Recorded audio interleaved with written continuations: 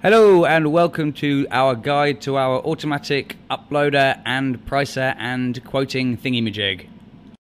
This guy is instant and £5 cheaper per item than our manual upload, so it's well worth using. Anyway, here's a quick guide on how to use it and all the features it has. First of all, you're going to have to sign in with a Mozilla Persona account. Don't worry, this isn't here to steal your data and disperse it amongst the internet, it is actually here for your protection. If you don't have a Mozilla Persona account, it literally takes 10 seconds to get one, and it's totally free, and we also never see the email address that you sign in with. With most of the major email providers like Gmail, Hotmail and Yahoo, you can do this all within one window. Other more specialist providers or private providers, you may have to log into your email and just click the acceptance email. This entire process takes about 10 seconds. Once you're safely signed in, you'll see the sign in button at the top change to an upload a model button. Now simply click on said button, browse, select and upload. It can detect and correct many small errors in the file. However, if you have major errors in there, it can throw it off and this can affect the price. This will be explained later at the end of the video.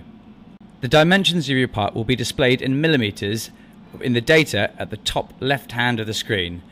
Pay particular attention to the volume and B box or bounding box. This is what our price structure is based on. It's a good idea to check your file once it's been uploaded. You can rotate by clicking the left mouse button, translate by clicking the right mouse button, and scroll backwards and forwards with the wheel to zoom in or out. Once you're happy everything's in order, simply click add to basket and the inevitable will happen. Adding another model is simple. Just click on the upload a 3D model button again and follow the same procedure you did the first time. If you want to add multiple of the same file to your shopping basket, simply scroll down next to where it says X1. To the right of that, a cursor will appear. Click up for more, less for down, obviously. So far, this chap's ordered 1 snowball binding and 9 turbos. What a dude. With the total coming to £299, it's time to check out. Simply move the mouse down to the checkout button. And whoa, you forgot about how our pricing structure works. Don't you remember? Swept XYZ volume? Nesting loads of parts inside each other to save some dollars? Maybe a little something like this? Yep, thought so. Let's go back and see what price difference this makes by nesting all these parts inside. Right, before you get too excited, make sure you really double check that there are no colliding parts inside the STL. If they are touching, they will fuse in the printer, and they are non-refundable sadly. Just look at the price now though. That is pretty much exactly the same price as the binding by itself, because the XYZ coordinates are exactly the same.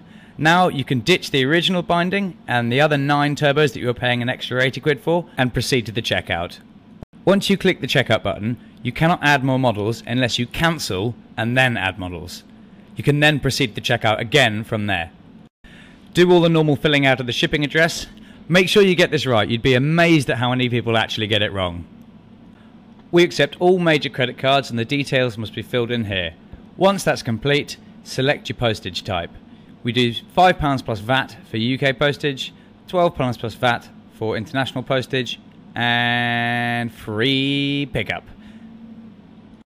You'll then receive a confirmation email, and as will we. Hey presto, you're at the back of the queue. Or are you? Have you encountered some problems? If you have, they're likely to be one of 4 main things. The main one is having a bad STL file. If your file is not one continual outer shell, or does not obey the rules in our basic rules for STL files on the second drop down under the tutorials tab, it is likely that your model will come out way more expensive than it should be. A telltale sign for this is looking at the number of bodies and components in the data in the top left hand side of the upload section. This will leave the price at a very round exact number.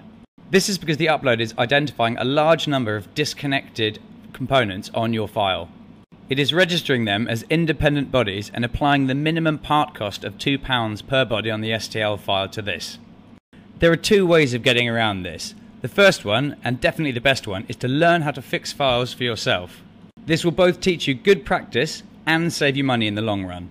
The second one is to use our manual upload and get a quote through there. However, there is a £5 charge per item for fixing and admin. This is more to encourage you to learn how to fix your own models rather than getting us to do it for you. That way in the future, you're going to be really, really good at 3D printing.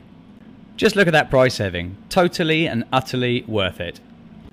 Secondly, your file may be larger than 25 megabytes, so it will be rejected by the upload. Make sure your file is below 25 megabytes. This may seem really low, but actually, to be honest, it's not. This is because the maximum resolution of the file, it only needs to be the maximum resolution of the printer.